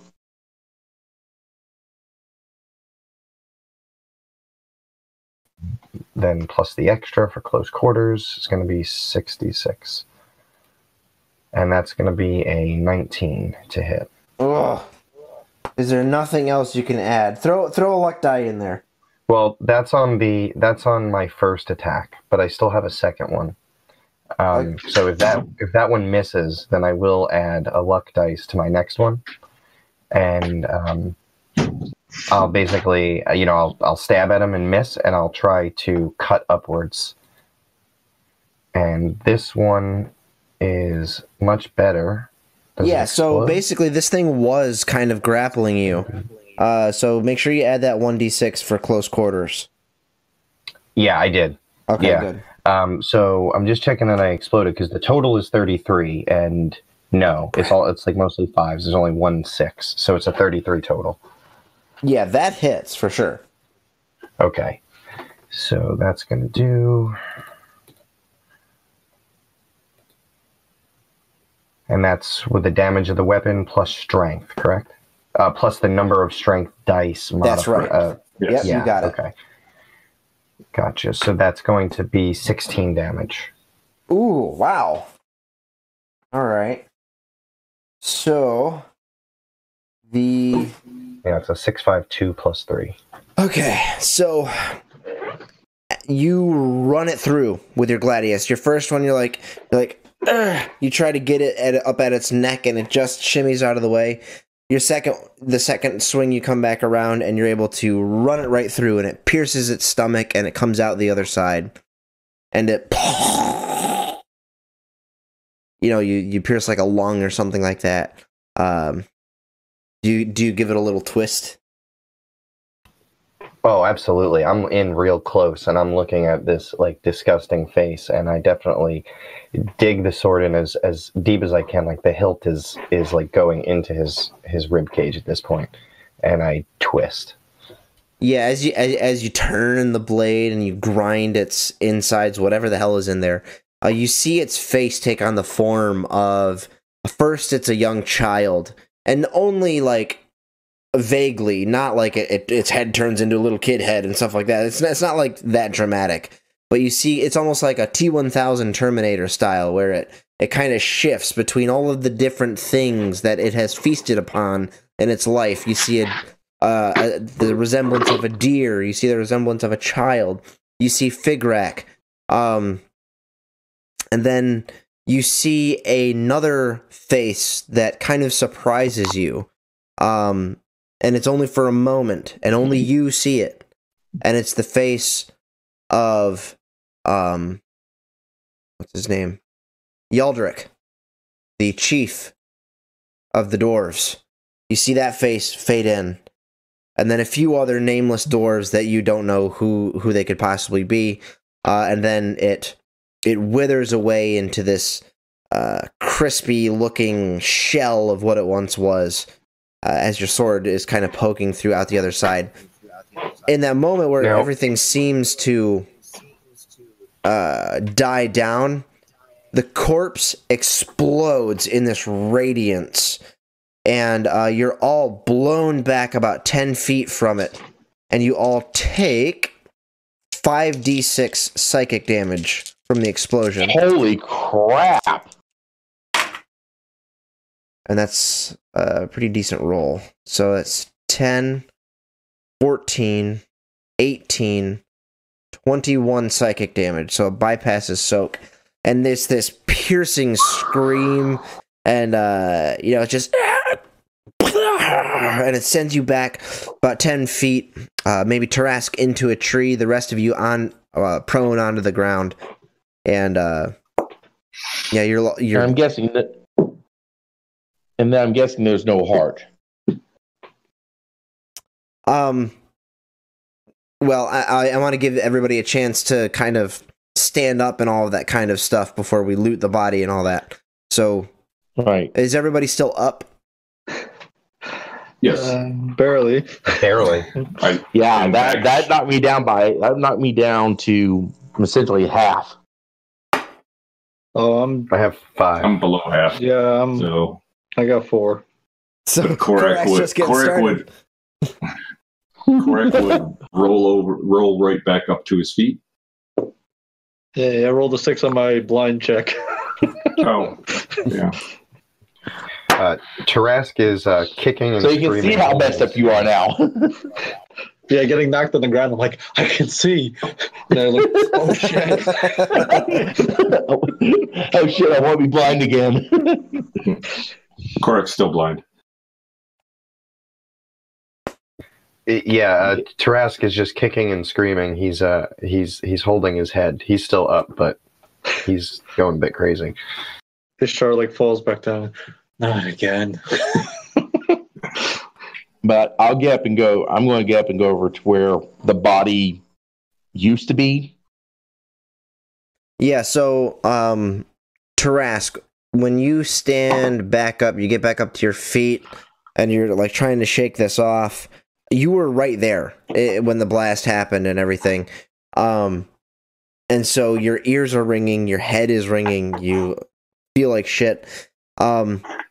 And then your arm starts to tinge with this sharp pain, and you suddenly feel an intense urge for salt. It's not driving you crazy yet, but you can tell that if this isn't taken care of very soon, within a day or 2 tops, you can see yourself succumbing to desperate measures to get salt in your body. We had a lot of salt in the cart, didn't we? Yes. Yeah. Yep. And Dane, when you go over to where the changeling was, over next to Terrask, you do indeed, you have to search a little bit around for it, but you're like, where's that damn heart? And you do find it, and it is still beating. And it's really strange. It's glug glug glug glug glug glug, and it's a misshapen heart. It's kind of brownish green, and it's just kind of gross. You can see that from the heart, there is very ever slowly growing a little kind of piece of skin around the outside of it. So it's going to come back. All right. So I look at that and I say, guys, let's there get any this taken care of. Skull or anything, or is it? From that explosion, you could surmise probably that the body was destroyed, and that the heart is all that remains. There's nothing left of this thing.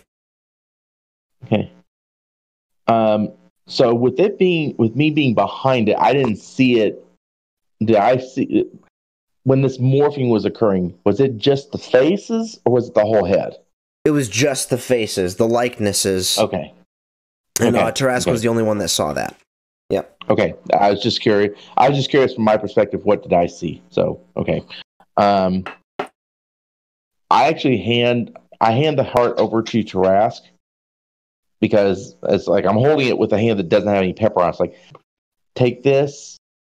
I don't want to risk destroying it with this hand, and showing him, showing the pepper still on it.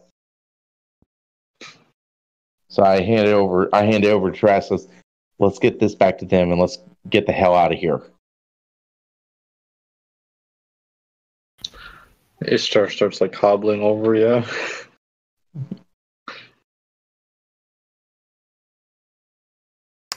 Terrask, do you take the heart from him? Terrask probably doesn't even see him hold the heart out. He's still holding his head and just kind of shaking it and not really in the here and now. Okay. I offered Terrask one of my. I pull out my kit. For myself, one to Terrask. We both look like we've been through hell. One of my blunts. Do you see me holding the heart out, Ishtar? Do you take it after you give the? No, Ishtar doesn't give a crap about the heart. Okay, well then I'll hold it in the hand that's not covered in pepper. And as I said, let's take this back and get what we need and get the hell out of here. I'm gonna take one of my one of those healing acorns things. Yeah, same here. Oh, the pipe mold. Yeah. By the way, on go ahead. My second attempt to become unblind, I'm unblind. All right, good. So about the time that Dane is offering the heart over to Terrask, you're able to shake that blindness. Okay. And, he wasn't paying attention. You see start Terrask smoking. Yeah, Terrask actually, he didn't notice the heart, but the smell of the smoke, he kind of starts to breathe in, and he kind of looks at you, and he starts to share with you, and the realization comes to reach into his pocket and grab one of those acorns, and he pops it in and starts chewing as he partakes. What is the health on the acorn again? D6. I think it's just 1d6. But hey, every little bit helps. So after seeing that, Ishtar now offers it to Dane and Korak, kind of with holding it out with a face. Does it have any healing effect or no? Okay. More for role playing effect. Okay. So I look at I just nod appreciatively and kind of a thanks but no thanks, but in the nicest way possible. Sure. Just smoking. We know it takes less than an hour to head back over to the place, so yeah. So you guys going straight, marching the heart back? Yes. Yep. And on the way, I'm actually going to. I see my hand going. This has been pretty. I look at this going. This is pretty handy. So I don't shake it off. I kind of leave it alone for the time being. Okay, you guys make it back to the cave with little to no issue, and you're probably hurried along by the fact that you know that Terrask is not feeling well at all. And you get back there, they will reluctantly let you back in. You're getting side eyes and all that kind of sort of thing. And you finally get to meet with Yaldric. And he will bring you in. At this point, it is probably approaching 8-9 o'clock at night. I think Terrask, as we're going in to see Yaldric, Terrask might actually peel off towards the cart. He would just kind of look at everyone and say, I just need to find something in the cart. Take the heart. Yeah, I still got the heart. I'll catch up. And he kind of just not even really waiting for a response, starts to head off towards the cart. Yeah, and it's there. They've parked it in a spot. They appear to be fairly respectful of, from what you've gathered, they're very respectful of ownership of things. Things and trinkets and rocks and small things mean a lot to these people. And so, ownership. So they've got it kind of sectioned off over in a corner where nobody's really touched it since you've come here. Yeah, and Terrask is just going to kind of move past anybody who's standing near it, not really paying them any mind. And he's basically just going to shuffle through the cart, and he's looking for salt. Yeah, you find it. Yeah, I just see Terrask sitting there for a few minutes, just kind of relieved that he found it, and kind of taking pinches at first and just like putting them between his teeth or like under his tongue and kind of. Oh, and it's so soothing. It's like it's that relief that you needed. But then for like maybe 15 seconds later, that sensation goes away, and you have the urge starts to return again, not in full force, but it starts to return again. And that's going to kind of frustrate Terrask a little bit, and he's going to kind of be looking towards where his friends had gone, and he's just going to kind of grimace and grab a handful and shove the rest of the sack back, and like kind of gripping the salt in a really tight grip. He kind of reluctantly heads towards where his friends had. Now, when you get there, you see the three of your compatriots standing in front of Yaldric, who is himself standing outside in front of his building.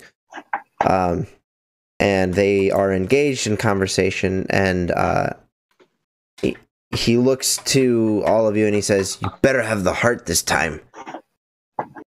I walk up to him and hand it to him and say, "I can assure you this is the real thing." He looks at it. He's like, "Where'd you get it?" I take my hand that's got the pepper on it. I touch the heart. It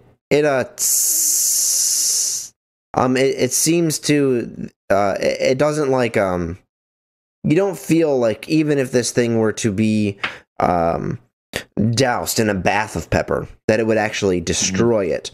But you do feel that it tears away at whatever it tries to grow. So its essence, it doesn't appear to be affected at all by it.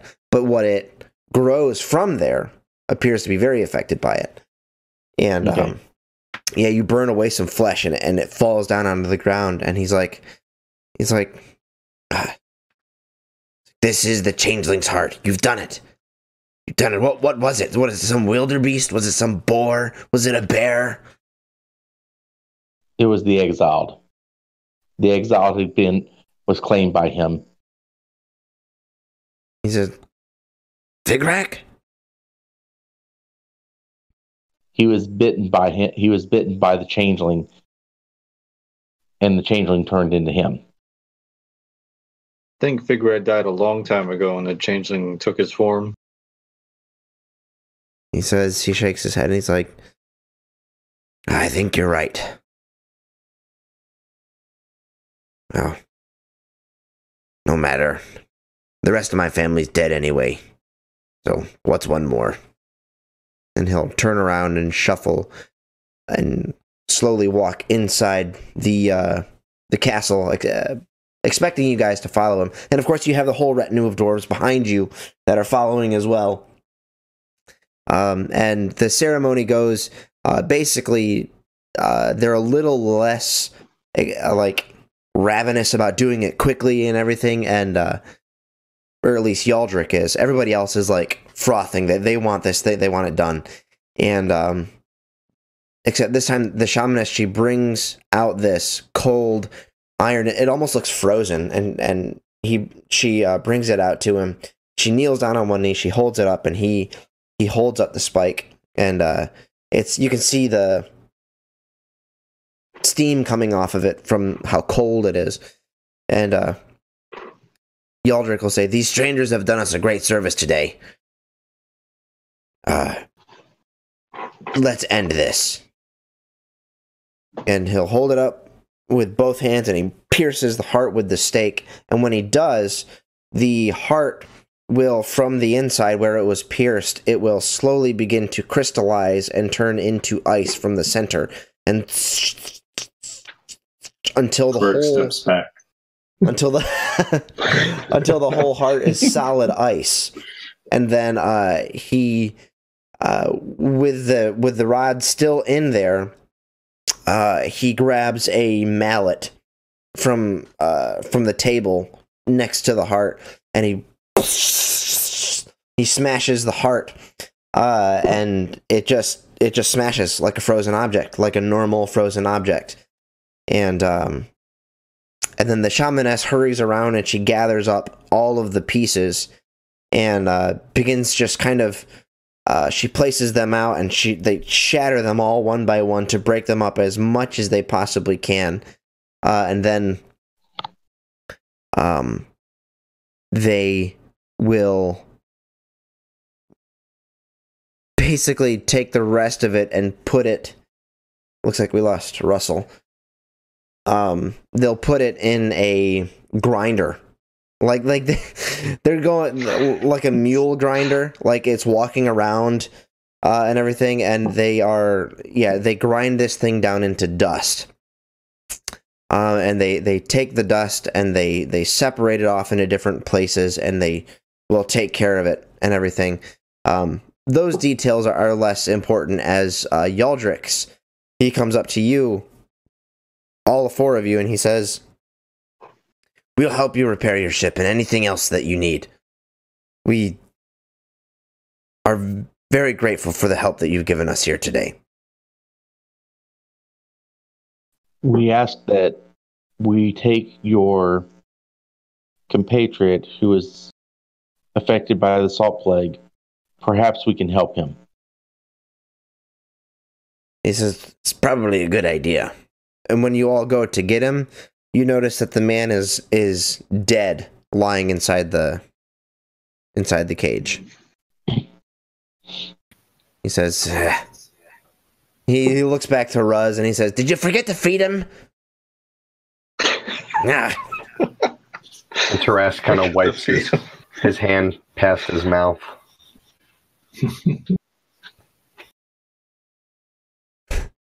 Looks like a crack addict. Yeah. I was thinking more like a cat. Oh, okay. Okay, yeah, now I'm thinking. But yeah, same thing. Yeah. Okay. Same difference. Okay, yes, the dwarves, they will whistle while they work on your ship. And they when you guys get back to the ship with the supplies that you need to fix it, Daniel will greet you. Terrask, you will be down at this point to about 2d6 on your endurance dice pool. Because of the time that has elapsed since the disease took hold. I can just see Daniel's looking out, and he sees us with like a bunch of shirtless dwarves behind us. Seven of them. Yes, exactly. Yeah, and Daniel will, I'm sure you'll explain to him the goings on and everything, and he'll pull you aside, Terrask, and he will pull out a few things, a few liquids, potions, if you will, that he will inject in your arm, and he just needs to beat a 21, 12, 14, 16, 18, 19. He doesn't beat the 21. So he says, "This is worse than I thought. This is going to take me a little bit more time. You're down to 1d6 on your endurance dice pool. And that's where we'll How stop." does assist? Yeah, I was going to say, how does assisting fall into work in O.L.D? Basically, so it uses your endurance as a static number to count down to how quickly you will succumb to the permanent effect of this disease. Now, permanent is in scare quotes because it can be cured, but it's with a major medical task, and the difficulty is the same, but it just takes a lot longer to cure it, essentially. But otherwise, yeah, so it depends on how healthy your character is, so your endurance dice pool. And then it also depends on how fast the disease takes hold. So, for instance, creeping parasites. It's not terribly difficult to cure, and it's a slowly progressing disease. However, the permanent effect is death. So, once per day, you would need somebody to make a logic medicine task on you, and they would need to beat a 16. And if they couldn't, you would lose one in your dice pool, in your endurance dice pool. Now, if you've got a low endurance, you're going to die quicker from diseases. Thankfully, Terrask has 4, so he's still left with 1 endurance point left before he succumbs to, let's see, Salt Plague. This unpleasant disease feeds on the victim's bodily salt levels. The victim eventually loses his humanity as his salt cravings become so intense that he becomes violent, seeking the salty blood of other victims. Oh, God. It becomes Yes. a vampire, essentially. Korak, me and you are both going to be fighting over the blood of our victims. Yes, but it's kind of like vampirism, but it's totally different. It's more like you would be willing to go as far as killing somebody to get their blood because it's got salt in it, kind of thing, as opposed to needing blood to, live. It's more of a psychosis kind of thing than it is a survival thing. But yeah, that's it. Terrask is slowly going crazy, and your ship is getting fixed. Like I said, I was asking, how does assisting play in O.L.D? Like I know in fifth edition, if you assist, you gain advantage on your die roll. How's it work in the? A lot of times, I mean, for anything I do, it's always circumstantial, so it has to make sense. So if you go in to a trained medicinal person, kind of like Daniel. Daniel's more in the magical arts of things. But if you were to walk into a doctor's office and say, hey, I want to give you assistance, I want to give you advantage on your check, they'll say, okay, great. What do you know about medicine? I don't know jack shit about medicine. I'm just here to help. Now you get advantage. That's not going to work. But if you go in and you're like, hey, I know a few things about medicine, I can add my skill in medicine to your skill in medicine, we can do this thing together. That's how I would do it. So I would say any relevant skills that you have that you feel could contribute, you can add to the overall check to help. So it'd be more like I could roll the logic check, and then Daniel's medicine skill, if he has it, would apply. Yeah, and that would be an interesting. I would want to role play that out a little bit, because you would be, it would be you being like, well, I think this is how we should approach it, and then Daniel being like, yeah, let's do that, and here's how we do it with my medicine skill. So yeah, I like that. Right. Mm-hmm. That's when I saw, if he's saying this, I hear him say it's going to take longer than I thought. I said, I would probably I'd probably say, maybe 2 heads would be better than 1. If you could show me a few things, maybe the 2 of us working together could help heal him. And Terrask, as Daniel is looking over you and trying to help you out with this thing, one of the dwarves that came along was that dwarven woman, and she is rubbing your shoulder as he's working on you. And I'm like coming with like salt madness. So I like literally take a bunch of salt in my hand and like shove it in my mouth, and it's like crusted all over the place. Like you see crusted salt, and I turn and look at her, kind of get some of it off of your lips. She's like, she looks at you. She's like, "Oh, you're so cute." See